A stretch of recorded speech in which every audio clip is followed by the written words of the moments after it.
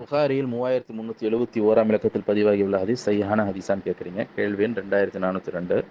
முதல்ல இந்த ஹதீஸில் என்ன சொல்லப்பட்டிருக்குன்னு பார்ப்போம். கானன் நபி ஸல்லல்லாஹு அலைஹி வஸல்லம் யுஅவ்விதுல் ஹஸன வல் ஹுசைனா. நபி ஸல்லல்லாஹு அலைஹி வஸல்லம் அவர்கள் வந்துட்டு ஹசன் மற்றும் ஹுசைன் அவருடைய பேரன்மார்களுக்கு அல்லாஹ்விடம் பாதுகாப்பு கோரி வந்தார்கள் என்று இந்த ஹதீஸ் ஆரம்பமாகுது. பிறகு அந்த துவா என்னங்கிறது குறிப்பிடப்பட்டிருக்கு. அஊது பி கலிமாத்தில்லாஹி தாம்மத்தி மின் குல்லி ஷைத்தானின் வஹாமத்தின் ஒமின் குல்லி ஐனின் லாமத்தின் என்பது அந்த துவா. இப்ராஹிம் நபி அவர்கள் வந்து இஸ்மாயில் மற்றும் இஸ்ஹாக் அலைஹிம்சலாம் அவங்களுக்காக வந்துட்டு இந்த துவா ஓதி வந்தாங்க. அதே போல நபி ஸல்லல்லாஹு அலைஹி வஸல்லம் அவர்களும் இந்த துவா ஓதி வந்தாங்க என்ற கருத்து இந்த ஹதீஸில் இடம்பெற்றிருக்கு.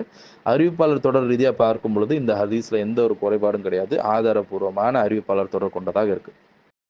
இப்போ ஹதீஸ் சரியா இருக்கணும்னா அறிவிப்பாளர் தொடர் மட்டும் சரியா இருந்தால் பத்தாது. மத்தன் அதாவது இந்த செய்தியும் என்ன இருக்கு, செய்தியும் கருத்தும் வந்துட்டு சரியானதாக இருக்கணும். இப்போ இந்த ஹதீஸில் சொல்லப்பட்டுள்ள துவாவினுடைய கருத்தை மையமாக கொண்டு சிலர் இந்த ஹதீஸை மறுத்து இருக்கிறாங்க.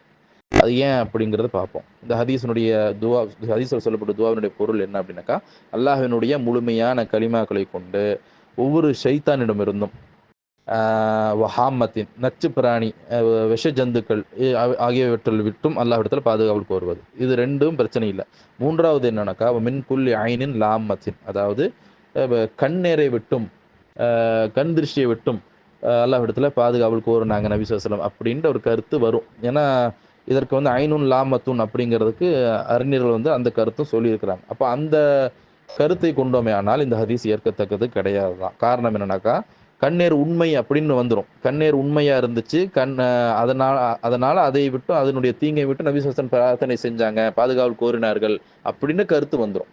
அப்போ அந்த காரணத்தினால இந்த ஹதீஸ் வந்து ஏற்க முடியாதுன்னு சிலர் சொல்றாங்க. அப்படி கருத்தை கொண்டு நாம வந்து இந்த துவாவை அணுகினோமேனால் ஏற்றுக்கொள்ள முடியாது தான். நபி ஸல்லல்லாஹு அலைஹி வஸல்லம் அவர்களும் வந்துட்டு அல் ஐனு ஹக்குன், அந்த கண்ணேர் கண்திஷ்டி என்பது வந்துட்டு உண்மையானது தான் அப்படின்ற கருத்தை நபி ஸல்லல்லாஹு அலைஹி வஸல்லம் சொன்னதாக வந்துட்டு ஆதாரபூர்வமான அறிவிப்பாளர் தொடர் கொண்ட வரிசைகளில் நபி மொழிகளாக வந்துட்டு ஹதீஸ் நூல்களை பதிவாகி இருக்கு. ஆனால் அது ஏற்கத்தகுந்த செய்திகள் கிடையாது. தனியாக கேள்விகள் கேட்கப்பட்டு அதற்கான விளக்கம் அளிக்கப்பட்டிருக்கு. இப்போ இந்த ஹதீஸில் உள்ள அந்த துவால வந்து கண்ணேரை விட்டு நபி ஸல்லல்லாஹு அலைஹி வஸல்லம் பாதுகாவல் கோரினார்கள் என்று அர்த்தம் கொள்வோமே ஆனால், அந்த அர்த்தத்தில் துவா கேட்போமே ஆனால் தவறு. ஆனால் இது மட்டும்தான் ஒரே அர்த்தமா அப்படின்னு சொல்லி இருக்குமே ஆனால் ஏற்க முடியாது. ஆனால் மற்ற ஒரு அர்த்தமும் இருக்கு அப்படிங்கிறதுக்கு இப்போ நீங்கள் பதிவு செஞ்ச தமிழாக்கத்திலேயே கண்ணேருன்ட்டு அங்கே போடப்படலை. என்ன சொல்லப்பட்டிருக்கு?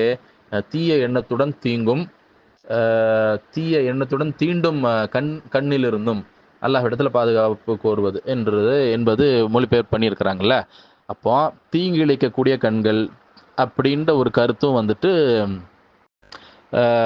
இதுக்கு இல்லாமல் அவங்க அந்த மாதிரி மொழிபெயர்ப்பு செய்யலை. அந்த மாதிரி ஒரு கருத்து இருக்கு. அப்போ இந்த ஐனுன் லாமத்துன் என்பதனால தான் இந்த ஹதீஸ் சிலர் வந்துட்டு ஏற்க முடியாதுன்னு மறுக்கிறாங்க. கண்ணேறு என்ற அர்த்தம் இருக்கு, அதனால மறுக்கிறாங்க. ஆனால் கண்ணேறு மட்டும்தான் அர்த்தமாக இருந்துச்சுன்னா அது மறுக்கக்கூடிய ஒரு செய்தி தான். ஆனால் அது அல்லாத வேறு ஒரு அர்த்தமும் கொள்ளக்கூடிய வகையில் இடம் இருக்குல்ல.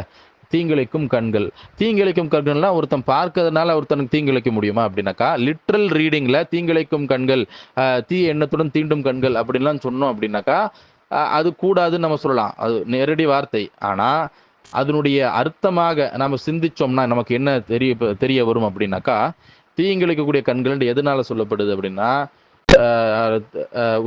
ஒருத்த வந்துட்டு மார்க்கத்தில் வந்துட்டு பொறாமை கொள்வது என்பது ஹராமான ஒரு செயல், தடுக்கப்பட்டுள்ள ஒரு செயல். ஆனால் இந்த பொறாமைக்கு அடிப்படையாக இருப்பது என்ன? கண்கள் தான். ஒருத்தரை பற்றி வந்து உங்களிடத்துல வர்ணனை செய்கிறாங்க, அவர் சொன்ன வர்ணனையினால ஒருத்தன் பொறாமை பண்ண மாட்டான். பொறாமைக்கு மிக முக்கியமான ஒரு அடிப்படைங்கிறது எதுவாக இருக்குன்னா, கண்ணுக்கு கண்ணா நான் பார்க்கணும், ஒருத்தர் இவ்வளவு அழகா இருக்கிறானே அப்படின்னு சொல்லி பொறாமப்படுறது. இது இவனுக்கு இவ்வளவு அழகான மனைவி, இவ்வளவு அழகான குழந்தை அப்படின்னு சொல்லி பொறாமப்படுறது. இவ்வளவு ஹை கிளாஸ்ல ஒரு காரை வாங்கிட்டானே, சூப்பரா வீடு கட்டிட்டானே, இதெல்லாம் கண்ணுக்கு கண்ணா பார்க்க வேண்டியது. அப்போ ஒரு மனுஷன் இன்னொரு மனுஷனுக்கு தீங்கு இழைப்பது என்பது பொறாமையும் ஒரு விஷயமா இருக்கு. பார்த்த உடனே தீங்கு இழைச்சிட முடியாது. பொறாமைப்படக்கூடியவர்களையும் வந்துட்டு பல வகையில் இருக்கிறாங்க. ஒருத்தன் பொறாமைப்பட்டுட்டு போயிட்டே இருப்பான். அதாவது இவனுக்கு இப்படி இருக்கே அப்படின்னு நினைச்சிட்டு போயிடுவான். இன்னொருத்தன் என்ன பண்ணுவான்? அடுத்த நிலைக்கு போவான். பொறாமைப்பட்டு இவன் நாசமாகணும் அப்படின்ட்டு விருப்பப்படுவான். எமக்கு ஒன்றும் இல்லை, இவன் மட்டும் இப்படி போகிறானே நாசமாகணுன்ட்டு சொல்லி நினச்சிக்கிட்டு அவனும் போயிடுவான். இப்படிப்பட்டவனும் இருக்கிறான். மூன்றாவது இன்னொருத்த வகையும் இருக்கிறான். என்ன? பொறாமைப்பட்டு அவனை நாசமாக்கணும்னு சொல்லி செயலில் இறங்குறது. அவனுடைய அழகை வந்துட்டு பறிக்கணும்னு சொல்லி அவனுக்கு தீங்கிழைக்கிறது.